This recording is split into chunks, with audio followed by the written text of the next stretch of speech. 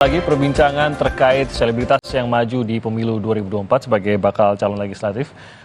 Masih bersama Sekjen Partai PAN, ada Mas Edi Suparno dan juga ada Mas Nusirwan Sujono dari Ketua DPP PDIP. Terima kasih masih bergabung bersama kami, Mas Edi dan juga Pak Nus. Kalau kita lihat selebritas beberapa yang sudah maju, tadi saya bicara soal resiko. Nah, apakah ini juga dilihat dan menjadi pertimbangan partai bahwa kalau selebritas ini saya majukan, tentu ini diiringi dengan resiko yang dimana orang tersebut akan selalu mendapatkan sorotan media, sorotan publik, netizen dan lain-lain, sehingga kalau kesandung dikit nanti efeknya ke partai gitu. Mungkin Mas Edi mungkin boleh menjawab terlebih dahulu. Risikonya tidak berbeda, Mas Tim, dengan misalnya kalau kita ajukan atlet, kita ajukan misalnya ulama sebagai caleg ya, atau anggota DPR yang incumbent, yang sehari-hari sudah ada di DPR, yang kinerjanya transparan dan bisa dinilai oleh masyarakat dan selalu menjadi sorotan masyarakat. Jadi saya kira dari aspek latar belakang, artis itu tidak bisa dibedakan dengan yang tadi saya sebutkan, teman-teman, saudara-saudara kita yang datang dari profesi atau dari jalur yang mereka miliki sebelumnya, gitu ya. Karena mereka dalam dalam kesehariannya sebagai artis ataukah sebagai ulama atau sebagai atlet itu juga sudah mendapatkan sorotan masyarakat. Dan sekarang ini yang menjadi sangat kritis untuk menyoroti yaitu adalah masyarakat yang menamakan dirinya netizen. Ya, jadi netizen itu memang sangat tajam untuk menganalisis tokoh-tokoh, apalagi mereka-mereka yang akan berlaga di Senayan atau yang sudah duduk di Senayan. Karena bagaimanapun juga kalau kita lihat, ya memang profesi sebagai anggota DPR ini profesi yang memang cukup diminati karena banyak sekali yang mendaftar sebagai anggota DPR, tetapi ini juga merupakan profesi yang di mata masyarakat justru mendapatkan kritikan paling tajam. Karena kita lihat dalam setiap survei yang dilakukan, yang menduduki tingkat kredibilitas kelembagaan yang paling rendah itu dua, satu partai politik dan keduanya DPR RI, gitu, paling rendah. Ya sehingga memang kalau mau masuk ke ranah politik, apalagi sudah politik praktis dan politik di Senayan, tentu itu belum apa-apa sudah mendapatkan kritikan masyarakat. Jadi kita sudah bersiap untuk itu, apalagi kalau sudah memilih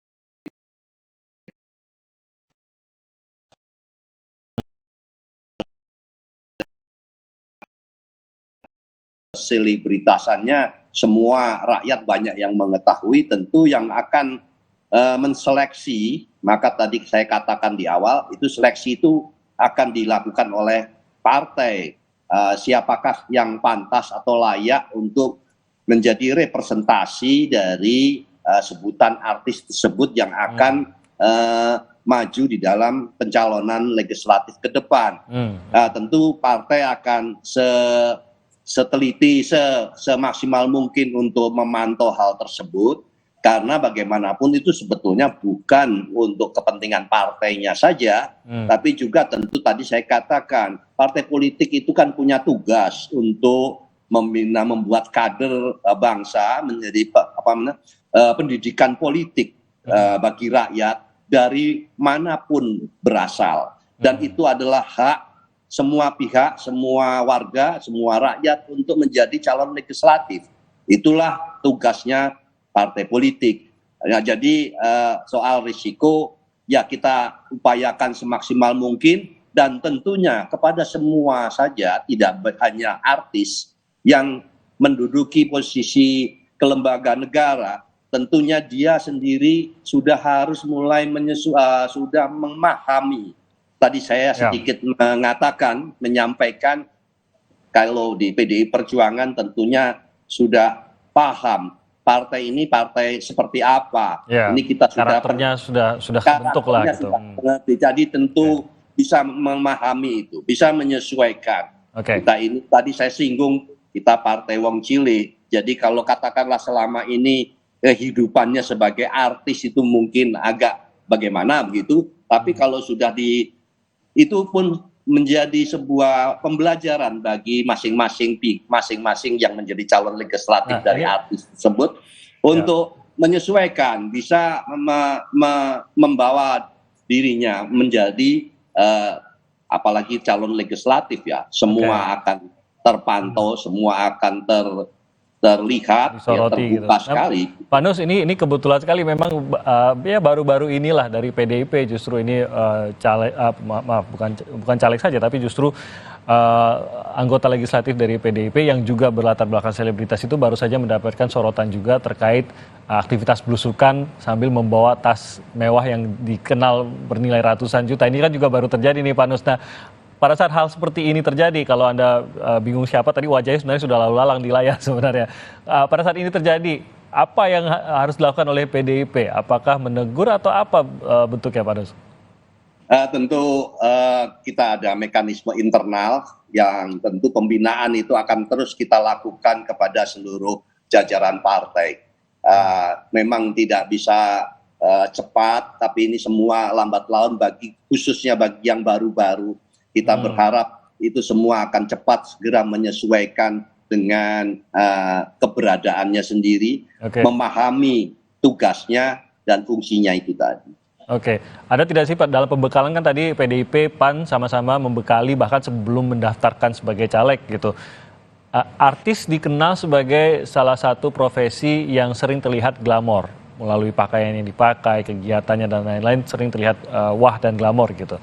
Apakah dalam pembekalan tersebut fitur keartisan yang ini, kehidupan lifestyle glamor ini memang dengan sengaja harus dicopot dan ini menjadi salah satu syarat kah, Mas Edi? Ya dalam hal ini kita memang menuntut para teman-teman kami yang datang dari jalur keartisan untuk bisa menyesuaikan diri dengan kondisi di lapangan. Karena yang ditemui adalah masyarakat secara umum dan masyarakat yang berada di akar rumput, yang tentu penghidupannya itu berbeda dengan mungkin apa yang kita lihat selama ini yang ada di film-film cerita atau di sinetron yang dibintangi oleh teman-teman artis. Tapi intinya begini, di dalam proses pembekalan, di dalam proses sekolah politik itu kami bekali para caleg-caleg kami dari berbagai jalur, tentu dengan pendidikan apa yang harus dilakukan ketika kemudian bertemu dengan masyarakat.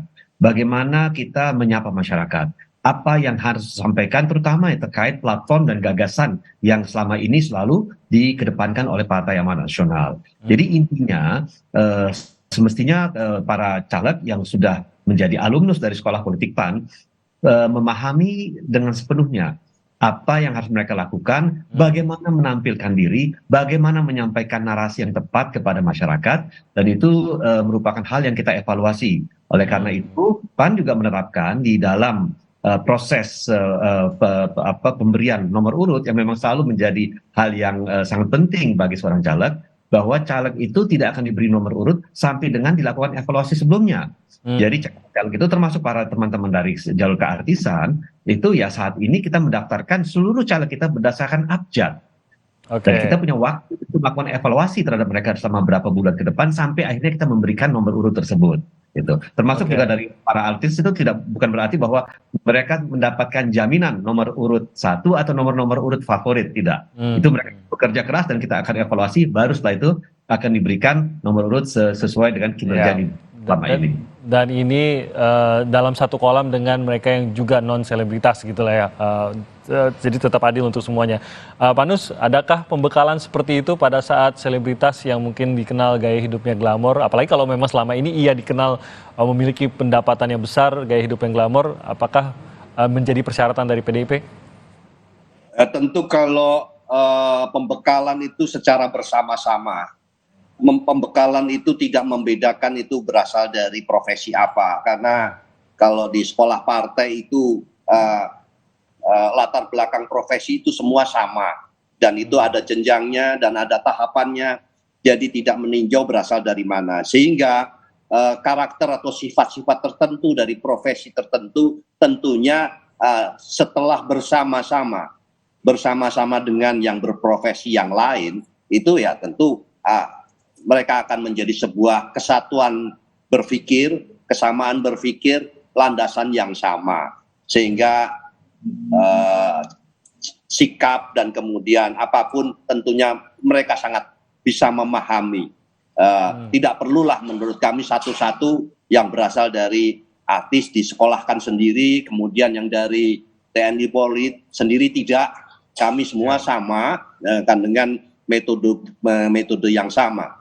Jadi demikian menurut kami, tidak ada pembedaan lah ya. Oke. Nah, mungkin terakhir Mas Edi dan juga Pak Nus, pada saat terpilih begitu, inginnya kan ini terpilih, tentu saja mereka maju untuk bisa terpilih. Seringkali artis itu, entah artisnya atau selebritasnya yang meminta, ataupun memang dirasa tepat, lebih diarahkan kepada komisi yang terkait dengan dunianya, dunia seni, ya berlatar belakang penyanyi atau mungkin aktor dan lain-lain begitu.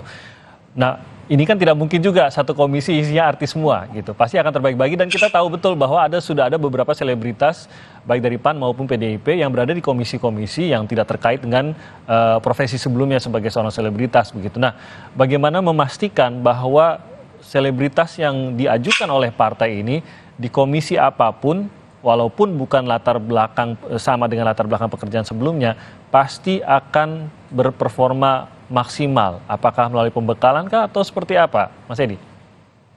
Pertama, kita mengenal di dalam penempatan kader-kader kita, anggota-anggota legislatif kita di komisi-komisi itu, kita mengenal apa yang namanya dengan peminatan. Tentu kita akan tempatkan sesuai dengan peminatan jika memang itu memungkinkan. Tetapi sekali tidak mungkin, karena ada komisi-komisi yang kemudian sangat diminati, ada yang kurang diminati, kurang lebih demikian. Nah, tetapi kami kemudian akan menempatkan mereka sesuai dengan peminatan atau dengan proses yang seleksi yang ketat. Tetapi kita juga mengenal apa yang namanya rotasi.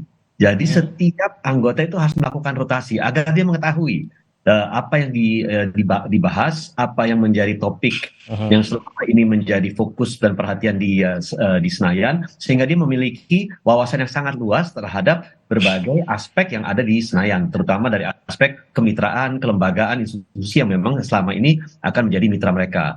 Nah, dalam hal ini kemudian kita lihat di mana kira-kira mereka pada akhirnya, biasanya jelang akhir masa jabatan, memiliki kemampuan untuk berkinerja secara optimal. Ya, dan kami lihat hari ini, misalkan saja Primus Justisio. Nah, Primus ini sekarang berada di Komisi 11 bidang keuangan dan perbankan. Desi Ratnasari, mohon maaf, Desi Ratnasari berada di Komisi 10 bidang pariwisata, pendidikan.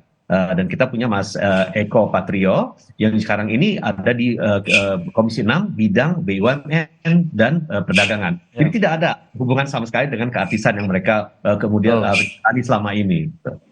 Oke, kalau dari PDIP, Pak Nus, bagaimana penentuannya?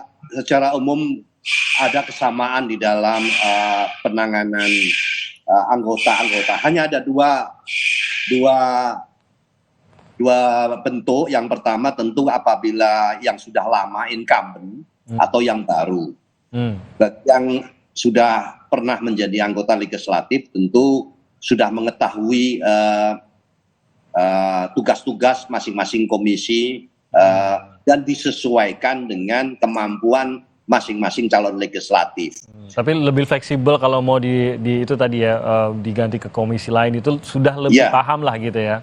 Nah, bagi yang baru, karena tentu kita juga memberikan kesempatan untuk mengajukan memilih ya, mau masuk ke bidang yang mana.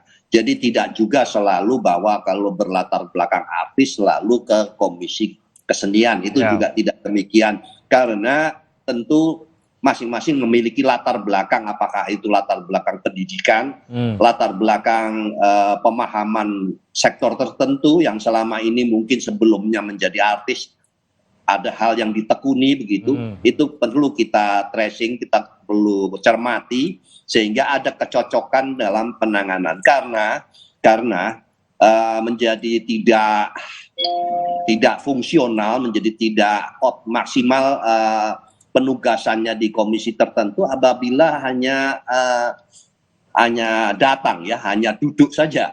Mungkin tidak ada juga hal-hal yang signifikan, tapi juga meskipun juga tidak berprestasi, tapi kalau diam saja juga tidak baik gitu ya. Jadi tentu itu menjadi bagi penugasan partai menjadi tidak maksimal fungsi yang dilakukan. Maka sebaiknya kita memang perlu mencermati selama ini rekam jejaknya, kemudian kecocokannya dengan latar belakang mungkin profesi sebelumnya seperti apa. Dan itu hal tersebut tentu menjadi tugas partai. Dan nanti kalau misalnya di lembaga tentu kayak di DPR tentu itu menjadi tugasnya fraksi. Oke, Pak Nus dan juga Mas Hedi, tentunya kalau dari masyarakat mengharapkan selebritas atau tidak ini memang dipilih karena merupakan salah satu calon wakil rakyat yang dipertimbangkan oleh partai memiliki modal yang baik untuk menempati posisi-posisinya yang akan diperebutkan di pemilu 2024 nanti. Itu harapannya kita titip itu pada Pak Nus dan juga Mas Hedi dan juga kepada partai. Kita akan lihat bagaimana kontestasinya di 2024. Terima kasih banyak atas waktunya Mas Hedi Sumarno, Sekjen PAN, dan juga Pak Nusirwan Sujono dari PDIP. Terima kasih. Salam sehat untuk Anda semua. Selamat pagi. Selamat pagi. Saudara, kami akan kembali lagi dengan informasi lainnya. Jaksa di Kejaksaan Negeri Batubara, Sumatera Utara dicopot dari jabatannya karena diduga memeras keluarga tersangka kasus narkoba. Selengkapnya usai jeda.